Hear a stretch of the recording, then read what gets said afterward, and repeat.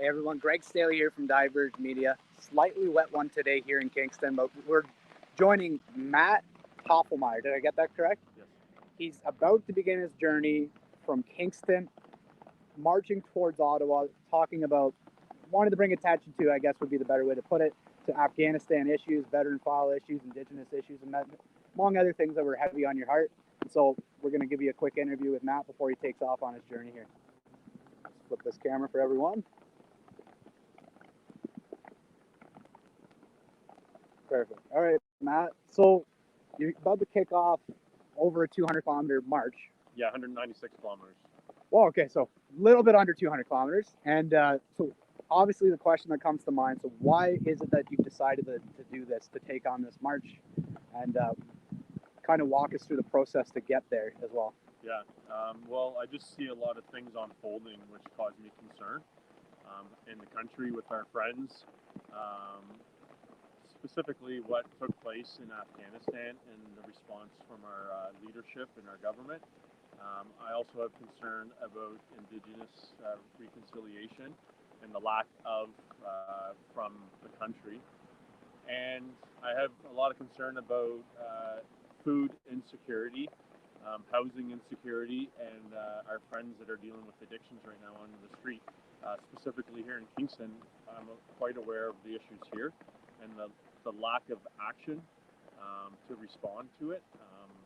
As an Ottawa firefighter, I know that it's the same thing up in Ottawa, and it's a national issue. So, I've been through my own journey, having deployed overseas 3 times after 9/11, being a firefighter, being part of the recovery of Swiss Air 111 when I was 16. That was off the coast of Nova Scotia. So I just feel, Kingston, I moved here in 06, and this is really like a very, like, the birthplace of colonialism, and a lot of policies and institutions have been born from that. And so that's why I decided to walk right from where they just took down Sir John A. his statue. And I'm walking along the Rideau Canal. And so that's why I did that. I think it's significant. It's going to give me a chance to kind of like work through some stuff as I make my way up.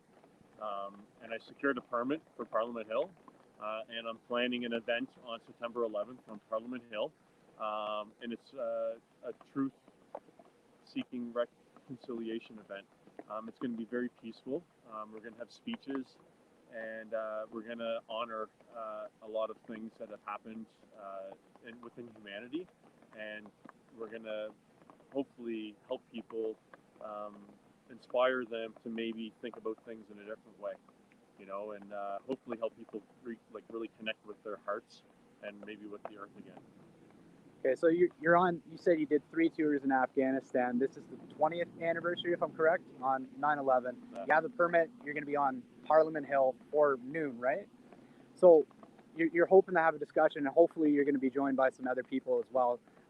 You talk about the response so far. I know you just started this. It was kind of spontaneous, but what has the response been from the community that you've shared this with? Yeah, for sure. Yeah, so I actually did 2 tours in the Persian Gulf when I was in the Navy, and then I did 1 tour right in Kandahar when I was in the Army. So yeah, we have the permit for the whole day of September 11th from 8 in the morning until 8 at night. And the response I've been getting has been really positive. I was actually considering running in the election here as an independent in the Kingston riding. And so a couple of weekends ago, I went around and I got all the signatures required. But I decided, I didn't want to ask the people for anything. And but I got a lot of positive feedback for like my ideas, for the idea of the event. I'm getting a lot of positive feedback and support from my veteran friends, from people in my community back home in Nova Scotia, and from a lot of local people here. So, I think a lot of people, want to feel hopeful, right? And, through my healing journey of post-traumatic stress, this is just part of it, right? And to bring that to people across the nation and like across the world, really. Yeah, you were talking about like you're hoping kind of on your route that you'll be joined by people, and you're planning on doing, I think you said, campfires, and kind of have a community element to it. Just want to speak to kind of bringing that community element and why that's important to you. Yeah, so I think creating the connection for people, helping them with the connection is very important. Maybe inviting them to change their perception on things. Why maybe why people are struggling with addictions and whatnot. And so over thousands and thousands of years, humans have sat around fires and they've shared stories and they shared their adversities and their joy and their pain. And I think when humans can connect at that level, a lot of healing happens. So my hope is that people will join me on my walk as I walk up. I'll be walking up Highway 15. I have the Facebook page and I'll try to keep it updated, but I'll be walking up 15. People can join me and talk to me. I'd love to hear your stories. We can share, we can record. And then, my intention is every night is to have some type of fire back at my property, right? And hopefully that we can get people up there and on Facebook Live, we can just share stories. What's the Facebook page? You say Facebook page that you have for the community? So what's the title of that so that people can find you? I better pull that up just to make sure. Make sure you have it right. Yeah, this stuff's all new to me. So I entitled it Matt's Journey to Parliament Hill 2021. Okay. Yeah. So if you want to follow along Matt's journey there, you can go to that Facebook page, Matt's Journey 2021. Yeah. And follow along, join in if you're in the area. Is there anything you'd like to add on the Afghanistan file? This is the 20-year anniversary. I know it's a sensitive topic, but the withdrawal of the United States troops, there's, I think, $88 billion worth of tech that was left behind. So I guess I just asked the question, how does that sit with you as a veteran of Afghanistan, and what would be the takeaway for you to someone just watching this? What's important to you to get across? What's important to me is that we take care of ourselves, right, as we process this. We take care of our communities. We kind of peer inwards, right? Really sit with things that are unfolding, and that we can, kind of approach it from a place of compassion and understanding, right? And because there's a lot of going on over there, right? And I think that if we project a lot of anger, right, and a lot of that energy towards that area, that's what we're going to get back.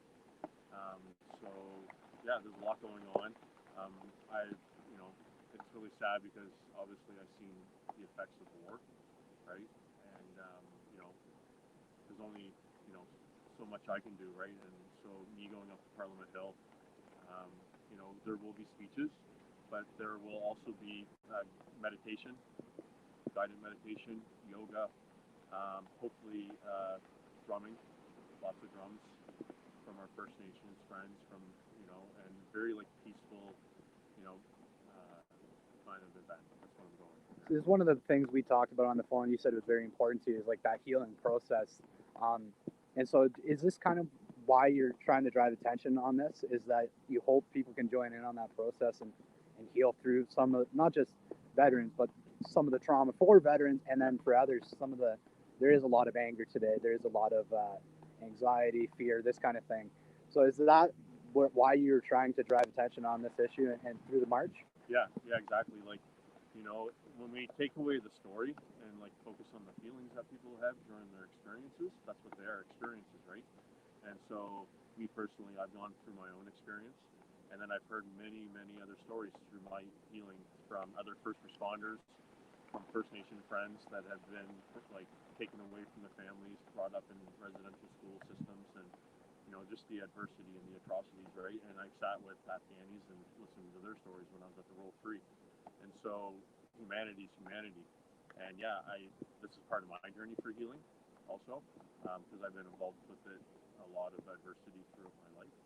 So this is a part of me for healing, and really hoping to, take that, that time, that day, and maybe people can just take a break for a second and we can pause like everybody did on 9/11.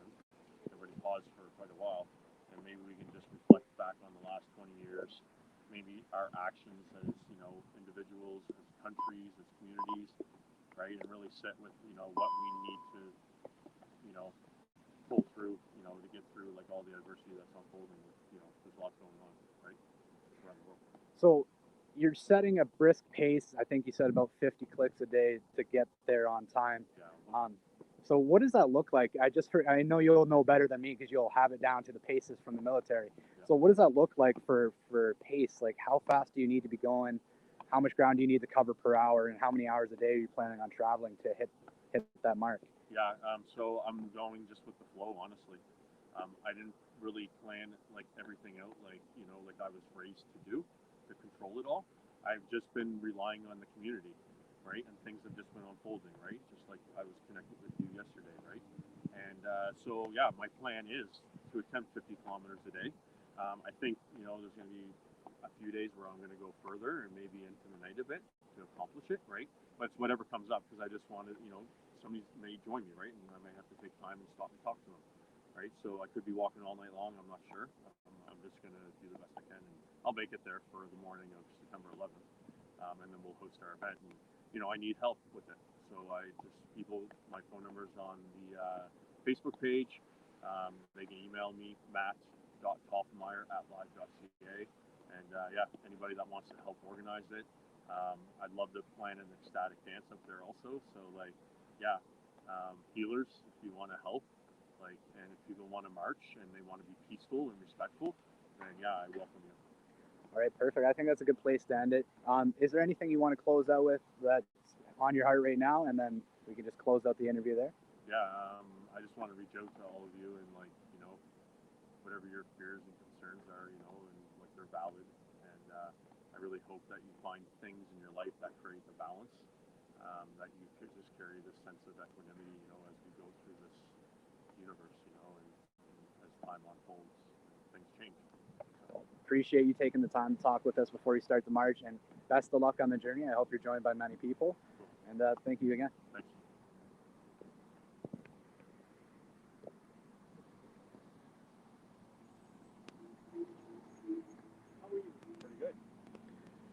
All right, everyone. Greg Staley here from Diverge Media. That's our interview with Matt Tofflrmire. He's about to kick off a 196-kilometer-ish journey. Again, I believe he put his Facebook page in there, his number's on that as well. And if you want to join the journey, the information will be there. He needs help, as far as I know, for 9/11 anniversary on Parliament Hill. So if you have the ability to help, I'm sure it'd be much appreciated. But thank you for joining us. If you can support Diverge Media, it's let's throw this gimbal around. So got a shotgun mic now, and that's why the directional sound here. There we go. That might be better. So thank you again for joining us. If you want to help with this journey, it's about a 700-kilometer journey for us to be up here. It's a tank of gas. So if you want to help, go to divergemedia.ca. We take donations. We also have merch. And again, check out Matt's page. He's going to want people joining him, so feel free to do that if you're in the area. Thanks again for joining us. I'm Greg Staley from Diverge Media. Goodbye.